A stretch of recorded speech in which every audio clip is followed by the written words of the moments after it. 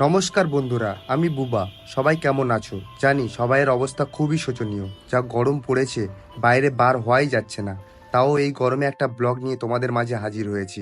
আজকের টপিকটা একদমই আলাদা। কেন বলছি আলাদা? তার আগে চলো তোমাদেরকে আমি আমার লোকেশনে নিয়ে যাই। তো হে বন্ধুরা, সবাই কেমন আছো? আশা করছি সবাই ভালো আছো। আর আজকের আমি এখন বসে আছি এই মুহূর্তে শিয়ালদা স্টেশনে। বন্ধুরা, আমি শিয়ালদা স্টেশন থেকে বেরিয়ে গন্তব্যের দিকে হাঁটতে থাকলাম। সত্যি বন্ধুরা, আমার মনে হচ্ছে সূর্যি মামা পশ্চিমবঙ্গের মানুষদের উপর ক্ষেপে আছে।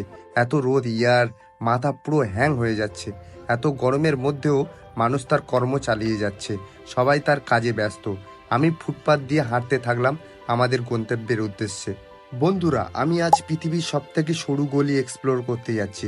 সরি, পৃথিবীর না, আমাদের দেশের সব থেকে সরু গলি।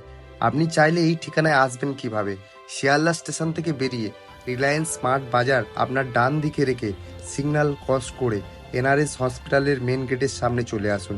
তারপর হসপিটালের সামনে যে ফুট ব্রিজটা আছে ওটাকে ক্রস করুন।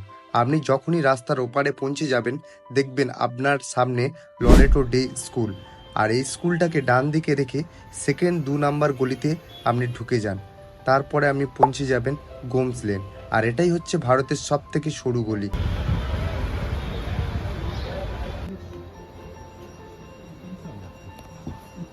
বন্ধুরা, এই গলিটা এত সরু যে একজন মানুষ যদি গলির অন্য প্রান্ত দিয়ে হেঁটে আসে আর আপনি যদি গলির এই প্রান্ত দিয়ে হেঁটে যান, দেখবেন কেউ পরস্পর একই সাথে পার হতে পারবে না।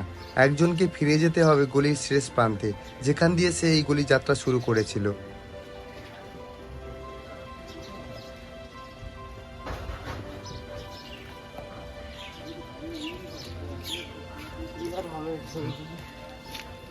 বন্ধুরা, আপনি জানলে অবাক হবেন, এই যে সরু গলিটা আপনি দেখছেন, এই পুরনো দুটি বাড়ির মাঝখান দিয়ে এই বাড়িটি তৈরি হয়েছিল যখন ভারতের রাজধানী কলকাতা ছিল।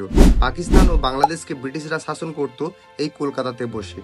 স্বাধীন ভারতে এই গলিটা আমাদের মতো সাধারণ মানুষের কাছে শুধুমাত্র গলি হতে পারে, কিন্তু পরাধীন ভারতে এই গলিটা ছিল ব্রিটিশদের বোকা বানানোর একটা জাল।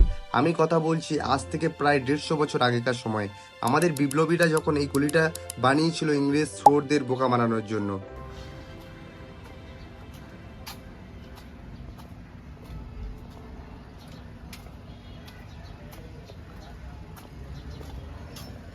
তো বন্ধুরা, এই গলিতে যদি কেউ সাইড দিতে চাই, শুধু এই একমাত্র জায়গা আছে।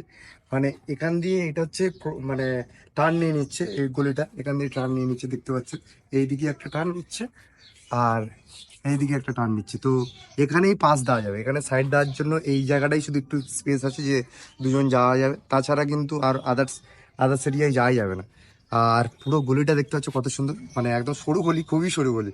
আমি মেপে নিয়েছি আর তোমাদেরকে রিভিউটা দিচ্ছি পুরো। তো দেখতে থাকো ভিডিওটা, কেমন লাগলো অবশ্যই কমেন্টে জানাবেন। আর এরকম ভিডিও পেতে গেলে অবশ্যই চ্যানেলটা সাবস্ক্রাইব করে রাখতে পারেন। বন্ধুরা, আপনি ভাবছেন এখানে এমন গলি মাত্র একটা? না বন্ধুরা, এই নর্থ কলকাতায় এমন অনেক গলি ছড়িয়ে ছিটিয়ে আছে। এই গলিটা না হয় আপনি দেখুন। তো বন্ধুরা, এই ছিল আজকের পর্ব। তো কেমন লাগলো ভিডিওটা অবশ্যই কমেন্টে জানাতে ভুলবেন না। বন্ধুরা, পৃথিবীর সব থেকে সরু গলি ইউরোপের জার্মানিতে অবস্থিত পোরাউট্রাজা। এই লেনটা গিনেস বুক অব ওয়ার্ল্ড রেকর্ডে নাম তুলেছে। আর পোরাউট্রাজা প্রস্থ 31 সেন্টিমিটার থেকে 50 সেন্টিমিটার পর্যন্ত। আর আমাদের এই কলকাতা শহরের গোমস লেনের প্রস্থ 45 সেন্টিমিটার থেকে 55 সেন্টিমিটার পর্যন্ত। আর আমি এই লেনটা মাপার জন্য বাড়ি থেকে ফিতেও নিয়ে গিয়েছিলাম। তো দেখতেই পাচ্ছেন।